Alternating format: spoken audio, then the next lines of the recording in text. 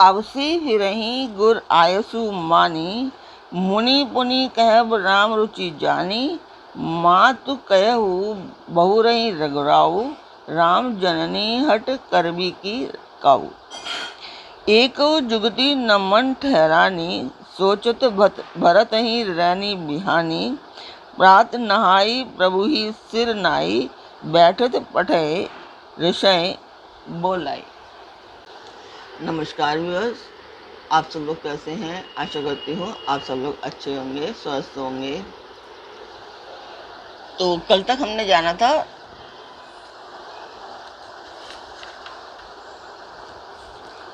अयोध्यापुरी के पुरुष और स्त्री सभी प्रेम में अत्यंत मगन हो रहे हैं। उनके दिन पल के समान बीत जाते हैं। जितनी सासुएं थी उतने ही वेश बनाकर सीता जी सब सासुओं की आदर पूर्वक एक सी सेवा करती हैं। श्री रामचंद्र जी के सिवा इस भेद को और किसी ने नहीं जाना। सब मायाएं श्री सीता जी की माया में ही है। सीता जी ने सासुओं को वश में कर लिया। उन्होंने सुख पाकर सीख और आशीर्वाद दिए। सीता जी समेत दोनों भाइयों श्री राम और लक्ष्मण को सरल स्वभाव देखकर कुटिल रानी कैकेयी भरपेट पछताई। वह पृथ्वी तथा यमराज से याचना करती है, किंतु धरती बीच से हटकर समा जाने के लिए रास्ता नहीं देती और विधाता मौत नहीं देता। लोक और वेद में प्रसिद्ध है और कवि ज्ञानी भी बताते हैं कि जो श्री राम जी से विमुख है उन्हें नरक में भी ठौर नहीं मिलती। सबके मन में यह संदेह हो रहा था कि हे विधाता, श्री रामचंद्र जी का अब अयोध्या जाना होगा या नहीं। तो स्वागत करती हूँ मैं आप सभी का अपने इस कार्यक्रम रामचरितमानस के अयोध्या कांड पाठ में। तो शुरू करते हैं आज का पाठ। पर इस वीडियो को मंदिर की वीडियो को देखने के बाद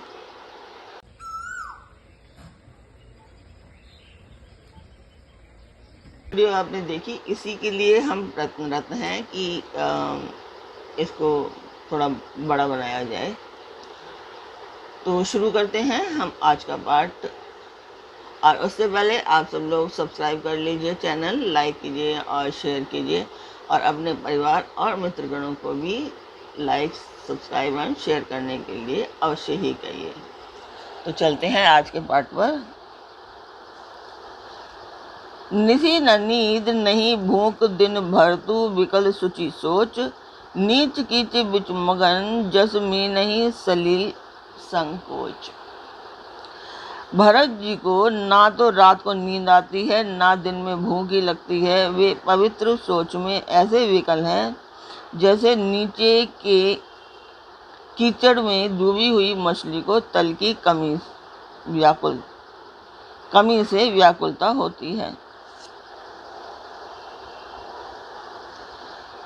एक बार दोबारा से पढ़ती हूँ मैं। भरत जी को ना तो रातों की नींद आती है और ना दिन में भूख लगती है। वे पवित्र सोच में ऐसे विकल हैं जैसे नीचे तल के कीचड़ में डूबी हुई मछली को जल की कमी से व्याकुलता होती है, यानी कि पानी की कमी खलती है उसको, मछली को। की नहीं मातु मिस काल कुचाली, इति भीति जस पाकत साली। के ही विधि होई राम अभिषेकु, मोही अब कलत उपाय न एकु। भरत जी सोचते हैं कि माता के मिस से काल ने कुचाल की है। जैसे धान के पकते समय इति का भय उपस्थित हो, अब श्री रामचंद्र जी का राज्याभिषेक किस प्रकार हो, मुझे तो एक भी उपाय नहीं सूझ पड़ता। अब से विरई गुर आयसु मानी, मुनि पुनि कहब राम रुचि जानी। मातु कहु बहुरही रघुराऊ, राम जननी हट करबी की काऊ। गुरु जी की आज्ञा मानकर तो श्री राम जी अवश्य ही अयोध्या को लौट चलेंगे, परंतु मुनि वशिष्ठ जी तो श्री राम जी की रुचि जानकर ही कुछ कहेंगे, अर्थात वे श्री राम जी की रुचि देखे बिना जाने को नहीं कहेंगे। माता कौशल्या जी के कहने से भी श्री रघुनाथ जी लौट सकते हैं, पर भला श्री राम जी को जन्म देने वाली माता क्या कभी हट करेगी? मोही अनुचर कर केतिक बाता, तेही मह कुसुमऊ बाम विधाता, जो हट करऊ त निबट कुकर्मु, हरगिरी ते गुरु सेवक धर्म। मुझे सेवक की तो बात ही कितनी है, उसमें भी समय खराब है, मेरे दिन अच्छे नहीं हैं और विधाता प्रतिकूल है। यदि मैं हट करता हूँ तो ये घोर कुकर्म होगा, क्योंकि सेवक का धर्म शिवजी के पर्वत कैलाश से भी भारी, निभाने में कठिन है। एक जुगती नम्मट ठहरानी, सोचत भरत ही रानी बिहानी, प्रात नहाई प्रभु सिर नाई, बैठत पठे ऋषय बोलाई। एक भी युक्ति भरत जी के मन में न ठहरी, सोचते ही सोचते रात बीत गई। भरत जी प्रातःकाल स्नान करके और प्रभु श्री रामचंद्र जी को सिर नवाकर बैठे ही थे कि ऋषि वशिष्ठ जी ने उनको बुलवा भेजा। गुरुपद कमल प्रणामों करी बैठे आयसु पाई, विप्र महाजन सचिव सब जुरे सभासद आई। भरत जी के गुरु के चरण कमलों में प्रणाम करके आज्ञा पाकर बैठ गए। उसी समय ब्राह्मण, महाजन, मंत्री आदि सभी सभासद आकर जुट गए। बोले मुनि वरु समय समाना, सुनहु सभासद भरत सुजाना, धर्म धुरीन भानुकुल भानु, राजा रामो स्वबस भगवान। श्रेष्ठ मुनि वशिष्ठ जी समयोन्वित वचन बोले कि हे सभासदों, हे सुजान भरत, सुनो। सूर्य कुल के सूर्य महाराज श्री रामचंद्र धर्म धुरंधर और स्वतंत्र भगवान हैं। सत्य संध पालक श्रुति से तू, राम जन्मु जग मंगल केतु, गुरु पितु मात वचन अनुसारी, खलदलु दलन देव हितकारी। वे सत्य प्रतिज्ञ हैं और वेद की मर्यादा के रक्षक हैं। श्री राम जी का अवतार ही जगत के कल्याण के लिए हुआ है। वे गुरु, पिता और माता के वचनों के अनुसार चलने वाले हैं, दुष्टों के दल का नाश करने वाले और देवताओं के हितकारी हैं। नीति प्रीत परमार्थ स्वार्थु, कौ न राम समजान जथार्थु, विधि हरि हरु शशि रवि दिशि पाला, माया जीव करम कुली काला। नीति, प्रेम, परमार्थ और स्वार्थ को श्री राम जी के समान यथार्थ तत्व से कोई नहीं जानता। ब्रह्मा, विष्णु, महादेव, चंद्र, सूर्य, दिक्पाल, माया जीव सभी कर्म और काल, अहिब महिब जहाँ लगी प्रभुताई, जोग सिद्ध निगमागम गाई, करी विचार जिये देखूं नी के, राम रजाई शीस सबहीं के। शेष जी और पृथ्वी एवं पाताल के अन्याय, राजा आदि जहाँ तक प्रभुता है और योग की सिद्धियाँ जो वेद और शास्त्रों में गाई गई हैं, हृदय में अच्छी तरह विचार कर देखो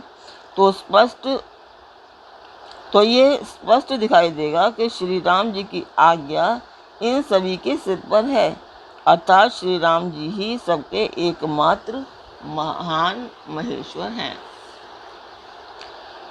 राखे राम रजाई रुक, हम सब कर हित होई, समुझी सयाने करहु अब, सब मिली सम्मत सोई। अतएव श्री राम जी की आज्ञा और रुख रखने में ही हम सबका हित होगा। इस तत्व और रहस्य को समझकर अब तुम सयाने लोग जो सबको सम्मत हो वही मिलकर करो। सब कहूँ सुखद राम अभिषेकु, मंगल मोद मूल मग एकु, केहि विधि अवध चलहि रघुराई, कहूँ समझी सोई करे उपाई।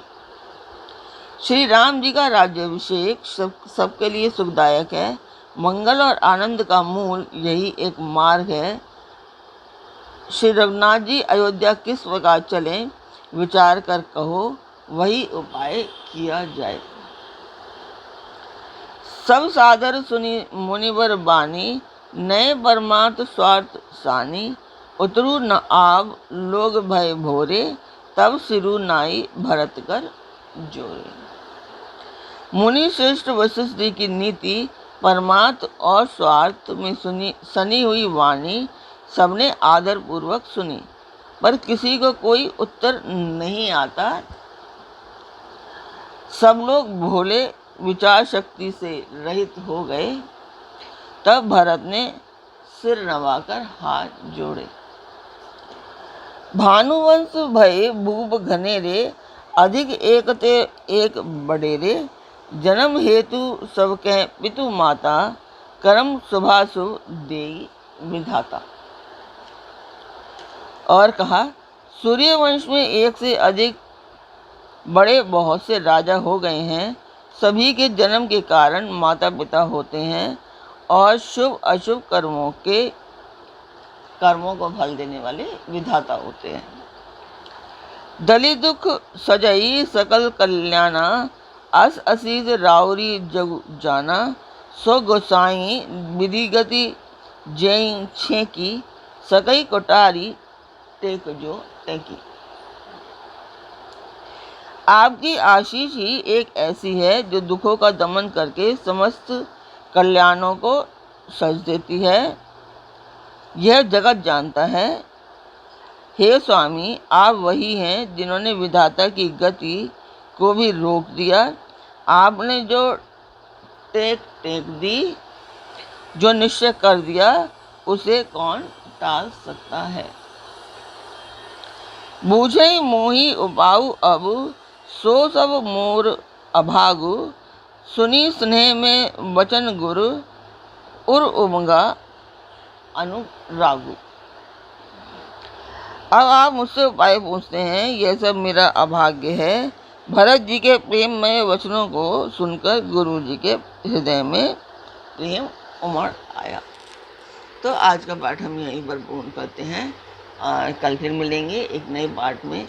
तब तक आप मेरा चैनल अवश्य सब्सक्राइब कीजिए, लाइक और शेयर भी कीजिए, और अपने परिवार और मित्रगणों को भी सब्सक्राइब करने के लिए अवश्य ही कहिए। फिर जिस मंदिर का मैं वर्णन किया और मैंने आपको दिखाया, उसी में आपका मुझे सहयोग चाहिए। तो इसके लिए आप चैनल को सब्सक्राइब अवश्य कीजिए और लाइक अवश्य कीजिए, शेयर भी कीजिए। तो कल फिर मिलते हैं एक नए पाठ में। तब तक के लिए नमस्कार।